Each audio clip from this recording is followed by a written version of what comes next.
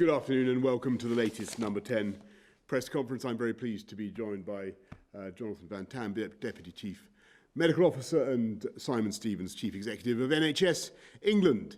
It is almost a year since humanity has been tormented by COVID. Across the world, economic output has plummeted and 1.5 million people have died. All the time, we've been waiting and hoping for the day when the searchlights of science would pick out our invisible enemy and give us the power to stop that enemy from making us ill. And now the scientists have done it, and they've used the virus itself to perform a kind of biological jiu-jitsu to turn the virus on itself in the form of a vaccine, in an idea that I think was pioneered in this country by Edward Jenner in 1796.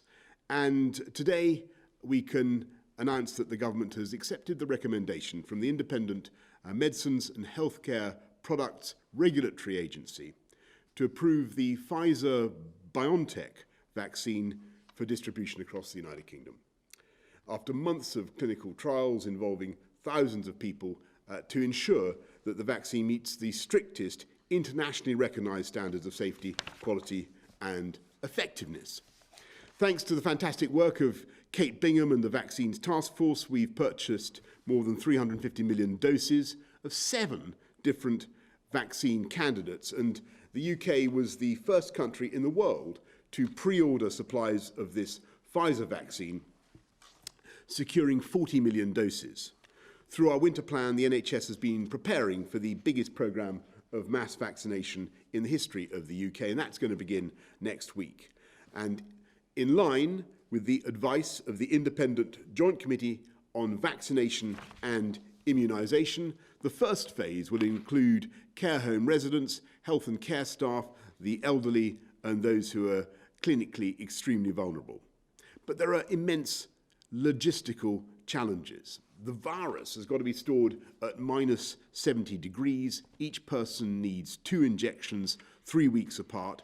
So it will inevitably take some months before all the most vulnerable are protected, long, cold months. So it's all the more vital that as we celebrate this scientific achievement, we're not carried away with over-optimism or fall into the naive belief that the struggle is over. It's not. We've got to stick to our winter plan, a comprehensive programme to suppress the virus, protect the NHS and the vulnerable, keep education and the economy going, and use treatments, testing and vaccines to enable us to return to much closer to normal by the spring.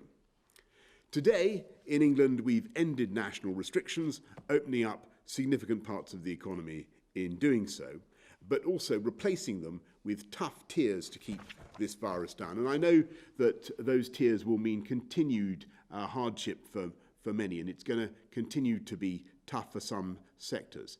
But until the vaccine is deployed, our plan does rely on all of us continuing to make sacrifices to protect those we love. So please continue to follow the rules where you live. Remember, hands, face, space. And if you live in a Tier 3 area where community testing will be made available, please take part in that community testing. Together, these steps are, for now, the surest way to protect yourselves and those you love. And by reducing the transmission of the virus, help de-escalate your area to a lower level of restrictions. As vaccines and testing, as I say, take an ever larger share of the burden. As we do all this, we're no longer resting on the mere hope that we can return to normal next year, in the spring, but rather the sure and certain knowledge that we will succeed and together reclaim our lives and all the things about our lives that we love. So I want to thank the scientists and all those around the world who've taken part in the trials and got us to this stage. And I want to hand over now to Simon Stevens of the NHS. Thank you, and good afternoon. Obviously, as the Prime Minister says, today is a news bringing great optimism. We have a vaccine that has been independently shown to be both safe and effective, but I suspect that what people want are practical answers to three questions. Who will be first in line? When will the vaccines be available? And how will we get it to you from the NHS? So taking those three questions in turn, first of all, in terms of who will be first in line, as the Prime Minister says, the independent medical experts, the Joint Committee on Vaccination and Immunisation, have clearly recommended that the NHS should make sure that the first people to be offered the vaccine are those at highest risk, together with the people who look after them. In practice, what that means is starting with the over 80s who are at much higher risk of severe outcomes from coronavirus, as well as people in care homes, together with some of the frontline health and social care staff who are looking after them. And then as more vaccine becomes available, we will be, in the new year, extending that to many more people across the country in line with the JCVI recommendations. So that in turn helps answer the question when, in that although we are the first health service in the world to be able to get vaccinating, supplies from the manufacturer are phased. So the initial tranche in December is going to enable us to get started, but the bulk of this vaccination programme, either through this vaccine or hopefully others as well that will join it, will take place in the period January through to March or April for the at-risk population.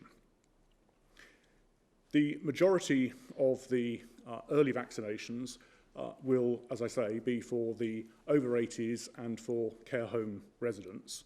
And since you need 2 jabs with an initial injection and then a booster, typically around 21 days apart, that means that we've got to reserve the second dose for the people who are getting the first dose in December to make sure that that second dose is available for them. And it also means that the people who are getting the first dose in December will not have the full protection from the vaccine until they get the second dose in January, which emphasises the point that we need to continue to be extremely careful during December and into January, and then as the vaccination expands to the wider population.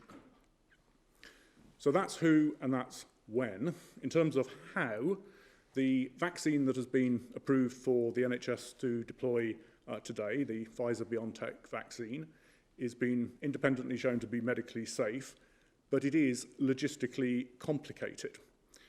We have to move it around the country in a carefully controlled way, initially at -70 degrees centigrade or thereabouts, and then there are a limited number of further movements that we are allowed by the regulator to make. It also comes in packs of 975 people's doses, so you can't, at this point, just distribute it to every individual GP surgery or pharmacy, as we normally would for many of the other vaccines available on the NHS. So the phasing of delivery, the way we will do it, is that next week, around 50 hospital hubs across England will start offering the vaccine to the over 80s and to care home staff and others identified by the JCVI. Typically, they may be people who were already down to come into hospital next week for an outpatient appointment. So if you're going to be one of those people next week or in the weeks that follow, the hospital will get in touch with you. You don't need to do anything about it yourself. That will then be followed in the subsequent weeks with GP practices coming together in each area to operate local vaccination centres. And that will grow to over 1,000 places right across England where GPs will be in touch with their at-risk patients, inviting people to come forward for vaccination. We've had an excellent response from GPs across the NHS wanting to participate in this programme, and as the extra vaccine comes available, we'll be able to turn on more of those GP-led clinics. And then if the MHRA, the independent regulator, as we expect they will, give approval for a safe way of splitting these packs of 975 doses, then the good news is that we will be able to start distributing those to care homes. And then as even more vaccine becomes available, finally, we will be able to switch on large vaccination centres across the country and indeed invite local community pharmacists, probably at the beginning of January, to begin to offer vaccination as well. So, in a nutshell, this is going to be a phased programme.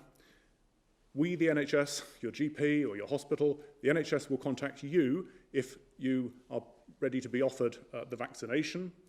And today, of course, is a day of great optimism, but for all the reasons I've said, I think it needs to be tempered with realism around phasing. The NHS has got a fantastic track record around vaccine delivery, but this is the first time in the world that these particularly complicated logistics are being put into practice. And finally, I should of course conclude, I think, with a big thank you to not only the scientists and the researchers who have managed to produce this vaccine, but to all of my fellow staff across the health service, the nurses and doctors and the therapists and the paramedics, who are all going to now mobilise for what is the biggest vaccination campaign in our history. Thank you. Thanks very much, Simon. Jonathan, anything to add? Thanks, Prime Minister. Yes, I'd like to add a few science reflections, if I may, and begin with the fact, to tell you quite openly, and I don't mind telling you, I'm not saying it for effect, the office will tell you it's true, that I was quite emotional this morning when I heard June Rain, Sir Munir Pir Mohammed and Wei Shen Lim lay out how they'd got very meticulously to their conclusions about the Pfizer vaccine. And what a momentous, journey and international effort it has been. Discovery by two scientists who originally lived in Turkey, development by a German biotech company, involvement of a massive US pharmaceutical giant, and then involvement of our own UK MHRA to bring home the goods in terms of the UK. What a fantastic journey. And I gave you the train analogy many weeks ago now. The train has now slowed down safely. It has now stopped in the station and the doors have opened. That was the authorisation by the MHRA. What we need now is for people to get on that train and travel safely to their destinations. Those destinations are all over the UK. This train is going to stop several times on the way. It's going to have to reach all parts of the UK. There will be trains that come behind it, and that is all going to take time. So everyone needs to be delighted with the news today, but equally patient and realistic about how this rolls out over the next few months. And now some serious science points. Number one, we have one authorised vaccine, but we need more. We're very hopeful we will get some more, but it is still possible that some of the ones in development will fall by the wayside, and you have to be prepared for that. We then need assured supply, and that is a big and difficult ask for manufacturers, and it won't all come at once, and it may stop and start a bit at times. We just have to manage that as best we can as it happens. Number three, we need people to take it. This vaccine isn't going to help you if you don't take it. And you will need 2 doses of this vaccine and most of the others to have full protection. Watching others take it and hoping that this will then protect you isn't going to work necessarily. We don't know if this vaccine will prevent transmission or any of them.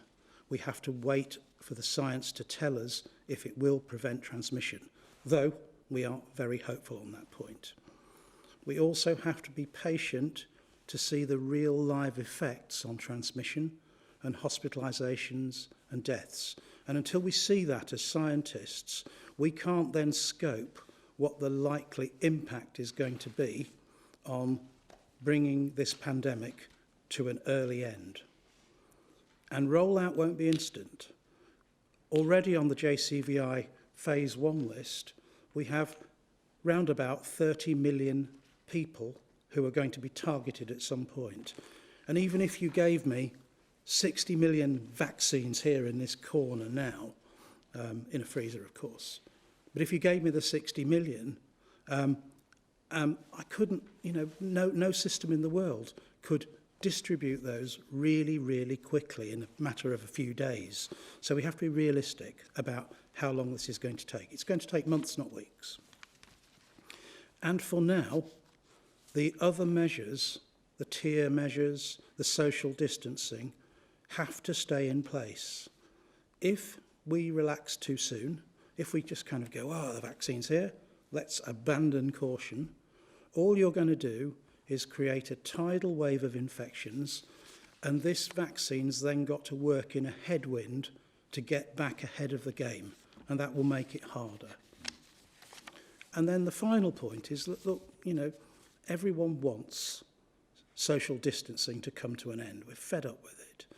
Nobody wants lockdowns and to see the damage they do. But if you want that dream to come true as quickly as it can come true, then you have to take the vaccine when it's offered to you. Low uptake will almost certainly make restrictions last longer. And finally, please stick to the guidance until we say it is safe to stop. Thank you, Prime Minister. Thanks very much, Jonathan. Let's go to questions from the public. First, Dylan from Wandsworth. Thousands of Year 13 students, like myself, across the country have been held in suspense over the last few months over our A-levels. When does the government intend to provide certainty as to what is being planned for next summer? Right, Dylan, thank you very much. And first of all, I want to thank everybody who's been in school and the efforts that schools, teachers, pupils have gone to keep our schools going. That's been one of the prime objectives of the way we fought the pandemic here in this country, to make sure kids are in school. Dylan, we're going to be setting out some more tomorrow about exams, but let me just say that we want exams to go ahead. We think they're very important, but we'll also be setting out some ways in which we're going to help pupils to do them next summer, given the exceptional circumstances that the country finds itself in, and given that so many pupils have had their education disrupted by the pandemic. So we'll be setting out a lot more about that tomorrow. Let's go to Catherine from Queniborough. And I'm sorry, Catherine asks, which hospitality tier restrictions remain in place over the Christmas relaxation? Will families be able to socialise in pubs and restaurants, or just in their houses? And I'm sorry to say, Catherine, that we've got to stick with the guidance that we've set out, the tiering system throughout the Christmas period, as Simon was just saying, and Jonathan as well. It would be a really fatal mistake now to respond to this good news by letting the virus run riot again, letting it get out of control by too much transmission over Christmas. And so that's why we've got to stick very tightly to the tiering that we've set out. Let's go to questions from the media. Fergus Walsh, BBC. Prime Minister, now we have a vaccine. How important is this moment? Well, Fergus, this is a huge moment, and as JVT, was Jonathan Van Tam was just saying, it's also a very moving thing, and I'm really lost in admiration for science and the ability of scientists to solve human problems in the way that they can. And this is not easy. I mean, bear in mind, we've got a vaccine now for COVID that really works. There's no question that it works.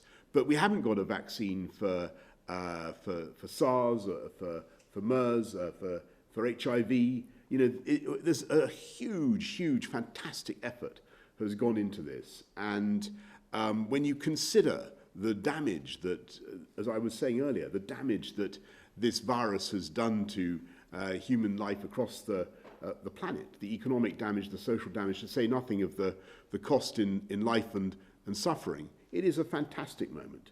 But, to repeat the key message, the worst thing now would be to think that this is the moment when we can relax our guard and think that it's game over in the fight against COVID. This is not the end. we have to fight on, and we have to continue with the tough measures that we've announced today. Thanks very much, Fergus. Let's go to Emily Morgan of ITV. Hello, thank you. A question to you, Prime Minister. Your scientists have said that care home residents should be the first people to get this vaccine. Are you confirming then that they won't be? And if not, aren't you failing to protect our most vulnerable? And if I may, a question to you, Simon Stevens. What are you doing right now to address this logistical challenge to get the vaccine to care homes sooner rather than later? Well, I think I'll ask Simon to correct me if I've got this wrong, but you're quite right. The issue is, of course we want to get it into care homes to protect the most vulnerable as fast as we possibly can. The Joint Committee on Vaccination and Immunisation has rightly said that care home residents must be a priority. The difficulty is in distributing the cases to care homes. Each case has 975 vaccines in it, and obviously you want to avoid wastage, and the difficulty is that the MHRA has not yet authorised the people who would be transporting the vaccine to the care homes to be able to effect the division themselves. I know it sounds complicated, Emily, but that's because this vaccine, and JVT also, Jonathan may want to come back on this, this vaccine is, it needs to be kept deep frozen, as you know, minus 75. There is a risk that if it is allowed to degenerate by being improperly handled, it simply won't work. So the rules around the transport of this vaccine are extremely important. And to get to your point about speeding this up and making sure we get it into care homes as soon as possible, we're expecting to hear more soon from the MHRA about how that can happen. But I think it would be fair to say that we certainly want to be putting it into the groups that Simon talked about just now: care home residents, care workers, NHS, and above all, those above 80 who are the most vulnerable. Our objective must be to use the vaccine stocks that we have to protect those who are most likely not just to fall ill, but to succumb to the disease. That's what the JCVI has decided, and I think quite rightly. But Jonathan and Simon. If I may come in, Prime Minister, and say, Emily, I think your remarks about failure are extremely unfair when one considers that a new virus emerged less than 12 months ago and we already have our first vaccine. And Professor Stevens has been very clear that as soon as it is legally and technically possible to get the vaccine into care homes, we will do so. But, you know, this is a complex product with a very fragile cold chain. It's not a yoghurt that can be taken out of the fridge and put back in multiple times. It's really tricky to handle. And so I think, you know, we'll get there as fast as we can is the answer, and we are trying extremely hard. Simon, anything you want to add on that? Well, no, I think you both said it absolutely accurately. I mean, we are raring to go in the NHS. We want to be able to vaccinate people in care homes for COVID, just as we vaccinate care home residents for many other things, including winter flu. Just as soon as we have the regulatory sign-off that we can do that, we can get the jabs to the care homes so that the GPs and the nurses can then arrive and give those care home residents that COVID vaccination, we will do that. And we, at this point, with a fair wind, fully expect that that will be in the first tranche of priorities for vaccination during this month. Thanks very much. Thanks, Emily. Let's go to Beth Rigby of Sky News. Thank you, Prime Minister. We've got two big events today, celebrations about the vaccine, but also unhappiness about the tier system. You've told MPs that current restrictions will expire on February the 3rd. But given that you also said in your COVID winter plan that January and February are traditionally the hardest months for the NHS, the depths of winter, when our hospital wards are under the greatest pressure, should we all still prepare for restrictions to run through to April? And if I may, to Professor Van Tam, 1 in 5 Britons have said in a just released YouGov poll they're not confident about this vaccine. How worried are you that people won't take it? And given that you just said we don't know if it reduces transmission, what percentage of the population would need to take it for it to be effective enough to be able to lift restrictions? Thank you. Beth, well, first of all, just on the tiering, and yes, of course, I totally accept that that they're tough. These tiers are obviously a huge amount of the economy is opened up, but the restrictions do remain tough, particularly in tier 3 on hospitality, and we deeply regret that. We're doing everything we can to help, but the way forward is not just the steady rollout of the vaccine that we and several vaccines, we hope, that we've been describing over the next few weeks and months, but also using observation of the tiering plus community testing, as they have in Liverpool with great success. 284,000 people in Liverpool took part in mass testing, so local leaders, MPs, everyone can get together to do those community tests and drive and isolate the positives and help the negatives to do things differently, and that way drive the incidence down and get the virus keep the virus under control and come down the tiers. We hope before Easter as well. So that's the tool that we see working in addition to the vaccine. So, Beth, thanks for the questions. On a vaccine that reduces transmission, that is always the final big win if you can get a vaccine that does that. Because we can't be sure of that yet, and we'll have to wait and see if that is the case with this vaccine, and others to follow. I'm quite optimistic, but far from certain. And because we can't say to what extent the percentage of transmission that is taken out by the vaccine, because it's not binary, it's not kind of it either does or it doesn't, it's a percentage that it will take out. Until we know that and the scientists can model that, we won't be able to say the kind of total population vaccine uptake, the magic number you're after, and understand why you're after it. But we can't give it to you yet.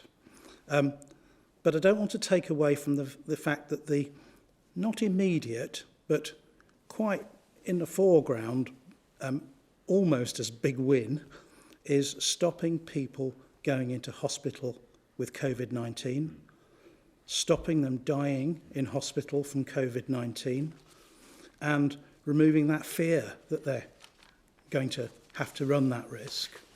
And if we can do that, that's much closer in the terms of time to the future, when we'll know those kind of answers. And we already know from the preliminary data from AstraZeneca, as in their press releases, that they had no hospital admissions at all in the group that received the vaccine. So, those kind of things are very encouraging. And if we can get the hospital burden under control, then at that point, and when we're confident it's under control, we can start to think about what the other options are around the edges of getting this country back to normal, which we all want so much. So just kind of stay with us. Thanks. Can I just jump in quickly? Promise, just to be clear, do you expect to roll over the tier system on February the 3rd? Well, we will judge the situation as I told the House yesterday and repeated today on the basis of the data. But I think for the time being, Beth, you've got to take it that tiering is going to be a very, very important part of our campaign against coronavirus, and I think it's absolutely vital that people continue to stick to the guidance and follow the rules. That is completely crucial. Mesa Hall of the Express. Thank you, Prime Minister. If I could ask the medical experts, first of all, as the vaccine is rolled out and we progress through the priority list, At what stage would you feel it'd be right to lift the majority of the restrictions? Is it a matter of inoculating people in the 70s, 80s who are most at risk, or would you want to see a much greater proportion of the population vaccinated? And Prime Minister, this vaccine has been approved in the UK faster than in EU countries. Is that because we've left the EU? Should we see this as our first Brexit bonus, our first big Brexit bonus? And on the subject of Brexit, the EU is saying that there's now less than 72 hours left to cut a deal. How confident are you that we can get a deal in that time? So maybe on the first question, and I'm sure JVG wants to come in as well. The goal of the vaccination programme, just like for coronavirus, just like for anything else, is firstly to protect vulnerable individuals. And so the list that, given unfortunately coronavirus strikes very unequally in terms of its impact, and you are at far greater risk if you're over 80 than if you're in your 30s and so forth. That's why it's a graduated list of the most vulnerable people. That will help protect them. And then the second goal is preventing people spreading it unknowingly to others. And as JVT said, we don't at this point know whether this vaccine will have that effect. But that's obviously one of the great benefits that you get from the winter flu jab. It's the benefit you get from the measles, mumps and rubella jab. So there is a good sort of reason for thinking that that might be the case, but we don't definitively know that that's the case as we sit here today. So, Mesa, all I would add to that is to say that the JCVI priority list, phase 1, which takes us down to people 50 years of age and over, and obviously under the age of 50, if you're in an at-risk group.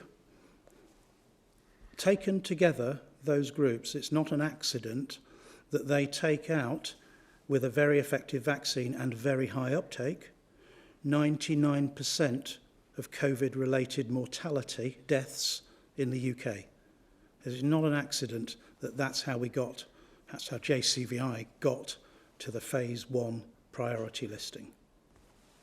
Yeah, and Mesa, just on your question about, how come the UK's seeming to get the vaccine soon, early, perhaps ahead of many other countries.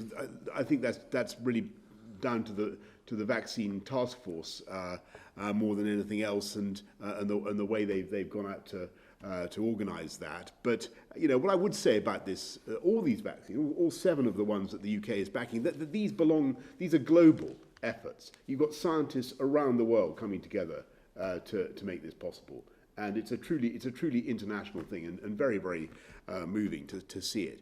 On Brexit and where we are with the negotiations, well, we remain absolutely committed to trying to get a deal if we can. I think our friends know what the UK bottom line is and what people voted for on June the 23rd, 2016. They voted to take back control. It's about making sure that the UK is able to run its own laws, its own fisheries, and so on. And that's fundamentally what it's all about, and that's what we're all working for.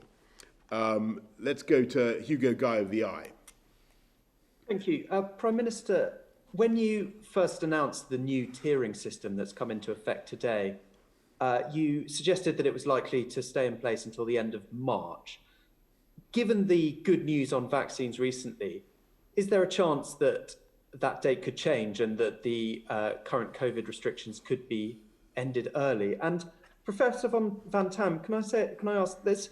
There's been a lot of attention on the precise details of the COVID rules recently, but perhaps less attention on the broader principles of how people can protect themselves against COVID and how COVID's transmitted.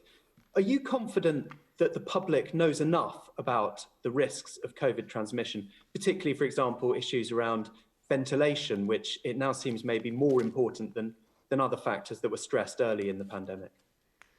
Yeah, well, Hugo, on your first question, which a lot of colleagues have asked in one way or the other, what difference does this make to the tiering? Well, first thing to say is, for now, it makes absolutely no difference. Absolutely no difference. We've got to focus on keeping the virus under control, getting it down, tough tiering, mass community testing, as I've described. But clearly, as we go on in the next weeks and months, and hopefully we're able to use testing and the vaccine to drive it down.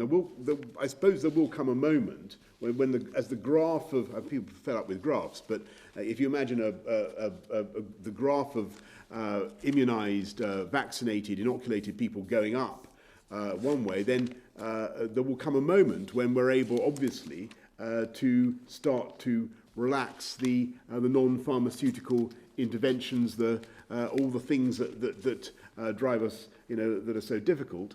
We'll be able steadily, we hope, to take those off, just as community testing we hope will allow areas to come down the tiering scales. But we're not there yet, Hugo, and I've got to stress that.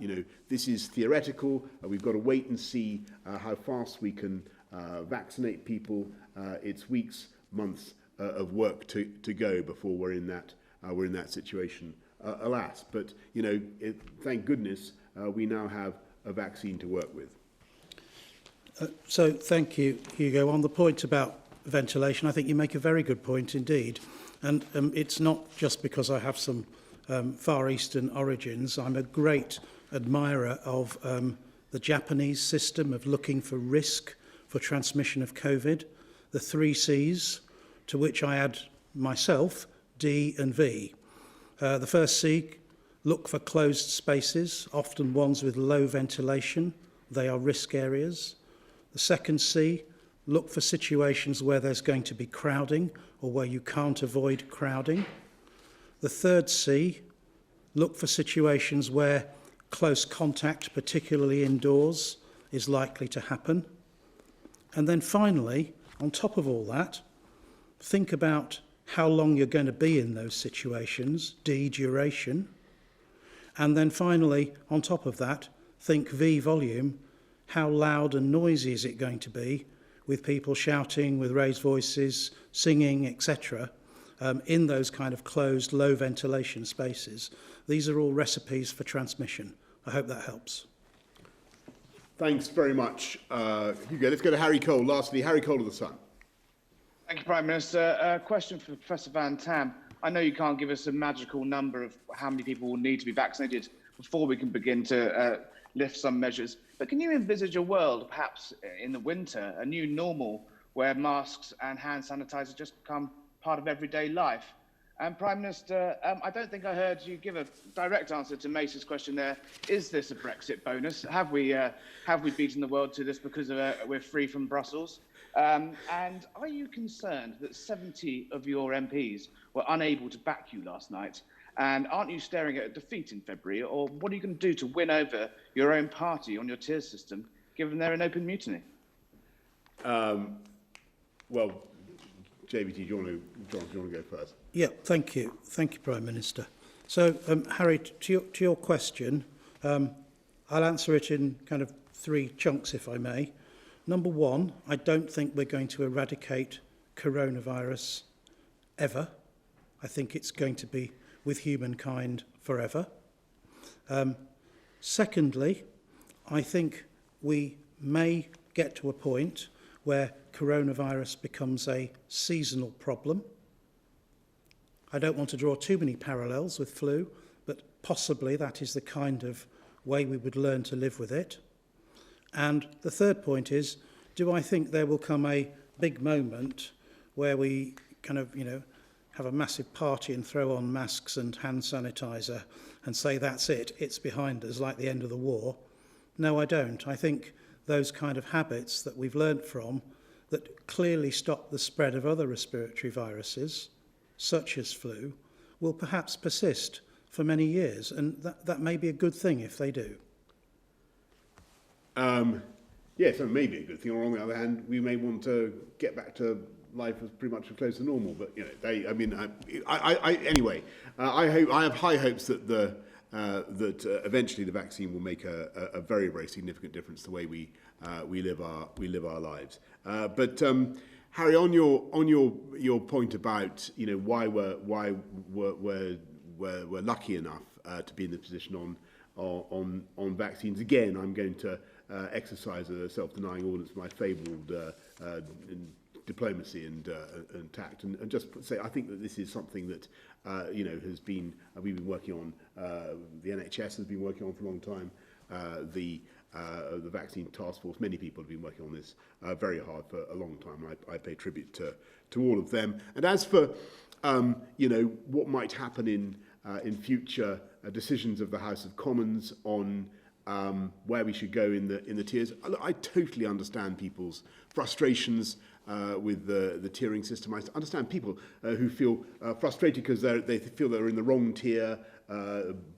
They've been attracted into a too high a tier by proximity to some neighbourhood that has higher incidence of infection. I know how people feel about it. It's incredibly frustrating. What we are going to do, and I said this many times today and yesterday, we're going to make sure that we are as local and as sensitive as we can possibly be to local achievement and local incidence of the disease. But don't forget, the thing I keep saying is that there is this opportunity with mass community testing for people to acquire agency in this and to get a test, squeeze the disease, kick COVID out even before the vaccine comes. So Harry, I'd like to come back because I do like to be challenged when I have perhaps not made myself clear, and the Prime Minister has picked me up on this occasion, and it's quite all right in public. I didn't mean to challenge you. No, but it's quite all right because it gives me a chance to clarify what I mean here. I do not think the government will continue to have to recommend social distancing, masks and hand sanitizer forever and a day. I hope we will get back to a much more normal world. But the point I was trying to make was, do I think possibly some of those personal habits for some people will persist longer and perhaps become enduring for some people? Yes, I think that's possible. As in the Far East? Yes. Yeah. Well, who knows? Who knows? Thank you very much, everybody. That concludes the session for today. Thanks, Harry.